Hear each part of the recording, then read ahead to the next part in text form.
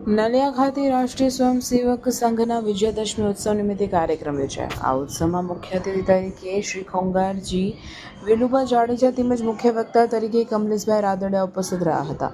કાર્યક્રમની શરૂઆતમાં ગામના મુખ્ય માર્ગો પર સંઘના પૂર્ણ ગણવેશમાં ઘોષ સાથે પથ સંચલન નીકળ્યું, જેમાં સંઘના 100થી વધુ સ્વયંસેવક જોડાયા અને ત્યારબાદ મેદાન પરના કાર્યક્રમમાં સંઘની દરરોજ ચાલતી 1 કલાકની શાખામાં થતા કાર્યક્રમનું પ્રદર્શન નિહાળ્યું। ત્યારબાદ અતિથિ વિશેષ ખેંગારજી વેલુભા જાડેજાનું પ્રાસંગિક ઉદ્બોધન તથા મુખ્ય વક્તા કમલેશભાઈ રાદડિયાનું બૌદ્ધિક થયું।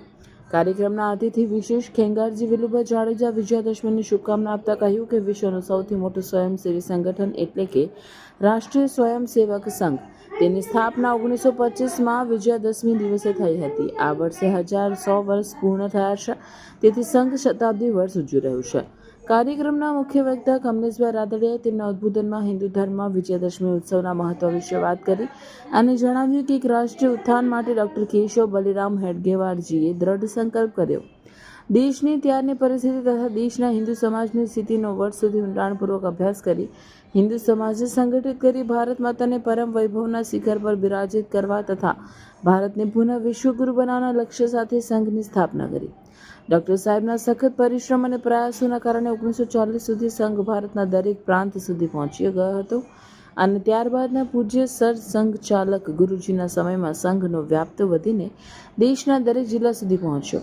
અલગ અલગ સમયે સંઘના સ્વયંસેવકો દ્વારા જ ઘણા બધા ક્ષેત્રોમાં રાષ્ટ્રહિત સર્વોપરીના વિચાર સાથે વિવિધ ક્ષેત્રોનું કામ શરૂ થયું, જેમ કે વિદ્યાર્થી ક્ષેત્રમાં અખિલ ભારતીય વિદ્યાર્થી પરિષદ, મજદૂર ક્ષેત્રમાં ભારતીય મજદૂર સંઘ, ખેડૂતો માટે ભારતીય કિસાન સંઘ, ધાર્મિક ક્ષેત્રે વિશ્વ હિન્દુ પરિષદ વગેરે। સંઘની સ્થાપનાથી શરૂઆત કરીને વર્તમાન સમય સુધીની 100 વર્ષની સંઘ દ્વારા રાષ્ટ્ર માટે થયેલા વિવિધ કાર્યોની પણ માહિતી તેમને આપી હતી। આવનાર સમયમાં રાષ્ટ્રની ઉન્નતિ માટે સંપૂર્ણ સમાજ, પર્યાવરણ, કુટુંબ પ્રબોધન, સામાજિક સમરસતા, સ્વદેશી તથા નાગરિક કર્તવ્ય એવા 5 પરિવર્તનના વિષયોમાં વિચાર કરીને કાર્ય કરવાની અપેક્ષા પણ તેમણે વ્યક્ત કરી હતી। વિજયાદશમી સંઘનું શતાબ્દી વર્ષ, સંઘને 100 વર્ષ થયા છે, રાષ્ટ્રીય સ્વયંસેવક સંઘને, એને ધ્યાનમાં રાખીને આ અબડાસા તાલુકો એના નલિયા એકમમાં કાર્યક્રમ થયો। આ કાર્યક્રમમાં સ્વયંસેવકો ગણવેશમાં 96 જેટલા સ્વયંસેવકો અને ભાઈઓ 125 અને બહેનો 125 એવા અતિથિ ભાઈઓ બહેનો પણ ઉપસ્થિત રહ્યા। સંઘનું આ શતાબ્દી વર્ષ છે, એ નિમિત્તે સંઘ સમાજમાં વ્યાપ્ત થાય અને વિવિધ ગામડાઓમાં, મંડળોમાં, વસ્તીમાં સંઘનું કાર્ય પહોંચે, પ્રત્યક્ષ યુવાઓ પણ નવી પેઢી સંઘમાં જોડાય, એના માટેનો પ્રયાસ એ શતાબ્દી વર્ષ દરમિયાન થવાનો છે। એ ઉપરાંત ઘર સંપર્ક, ઘરે ઘરે જઈને સંઘની વાત સમાજના લોકોને કરવી। સમાજ જાણે જ છે કે સંઘની પ્રવૃત્તિ સારી છે, પરંતુ સંઘમાં સાથે કેવી રીતે જોડાવું એની વાત સમાજમાં જઈને કરવા માટે પણ સ્વયંસેવકો શતાબ્દી વર્ષ નિમિત્તે ડિસેમ્બર મહિનામાં જવાના છે।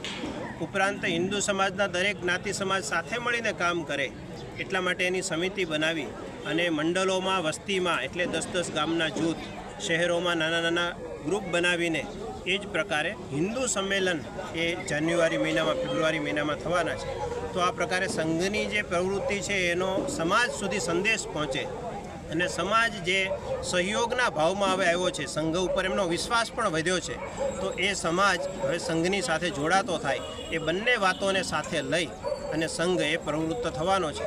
શતાબ્દી વર્ષ નિમિત્તે આજનો આ વિજયાદશમી એ પ્રારંભનો દિવસ છે અને વાસ્તવમાં સીમોલ્લંઘનનો દિવસ એ આજનો વિજયાદશમી એ બની રહેવાનો છે અને સંઘ જેવું ઈચ્છે છે એવું સમાજમાં પરિવર્તન લાવી અને ભારત માતાને એ પરિવર્તન દ્વારા એક વિશ્વ વિજયના શિખર પર બેસાડવાનું કાર્ય એ સંઘ દ્વારા અને સમાજના સહયોગથી સજ્જનોને સાથે લઈને થવાનો છે।